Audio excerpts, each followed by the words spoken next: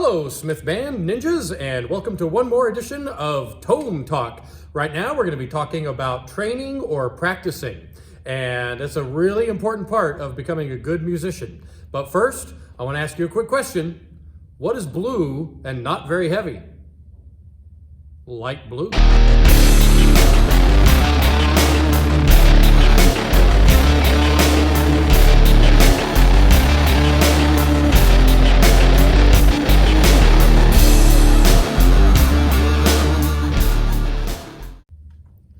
All right, so training, or sometimes we call it practicing, is going to be the key to becoming successful as an instrumental musician. When you learn how to play an instrument and play music on that instrument, and you're an instrumental musician.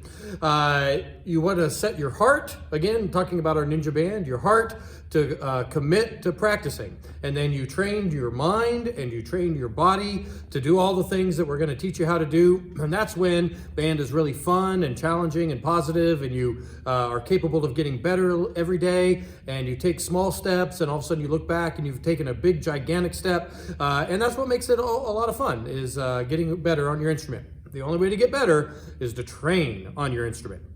So here's something I want you to think about, the difference between trying and training. So trying is what you do in the moment. Like I go to a concert and I try my hardest to play my music without any mistakes.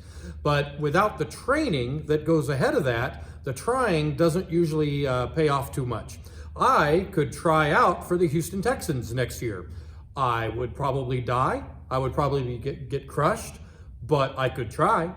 I could try to run a marathon, but I don't usually ever run, so I can't really do a marathon, but I could try. So you see what I'm talking about. You can't just try to play your music without all of the training that goes on beforehand. So here are some ideas I want you to have in your mind, or what we call concepts about training or practicing. So first of all, practicing equals success. When you work on it, when you train, you're going to be successful.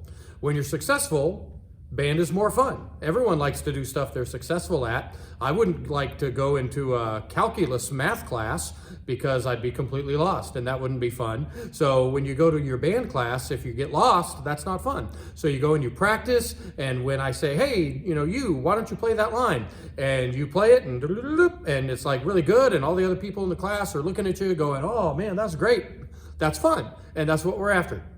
When band is fun, guess what you want to do more? You want to practice because it was fun. And so then you kind of go in this circle where band is fun, and then you're successful, and because it's successful, you want to practice. So because you practiced, you get even better and more successful, and it kind of goes like that. The opposite can happen. If you don't train, then you get to class and you don't feel successful because you didn't learn what you needed to learn. And if you do that enough, all of a sudden you're not enjoying band very much because you're lost. You're like me in that calculus class. And so you've got to keep training. That's a big important thing. All right, here's another question for you. How much practice is enough? Well, it's kind of hard to put an exact time on it. So what I like to say is practice until you get it learned.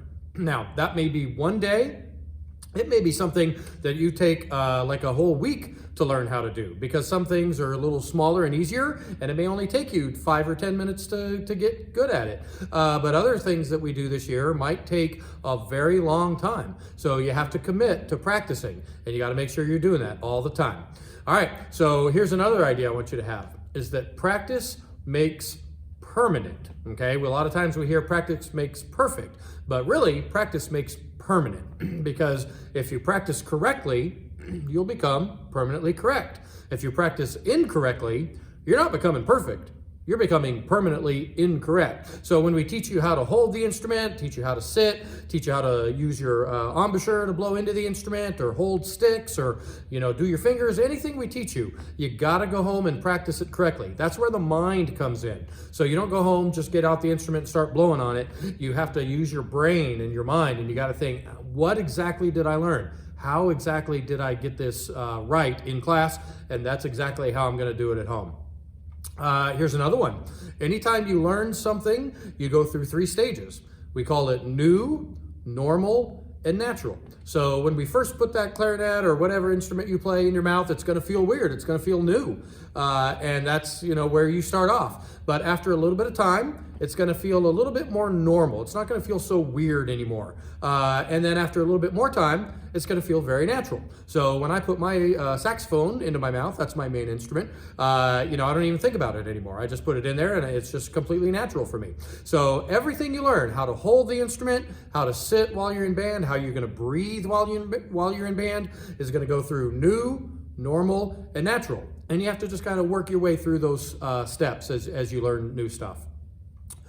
In class, we will teach you new things, and you go home and you practice or train on those new things. So that's how band is going to work. We're going to teach you the new stuff here, but you have to go home in order to train and practice. You got to make sure you put in that extra time. If all you do is class time, kind of with everybody, and you never just sit down by yourself and practice, then you're probably not going to get as far as you want to get.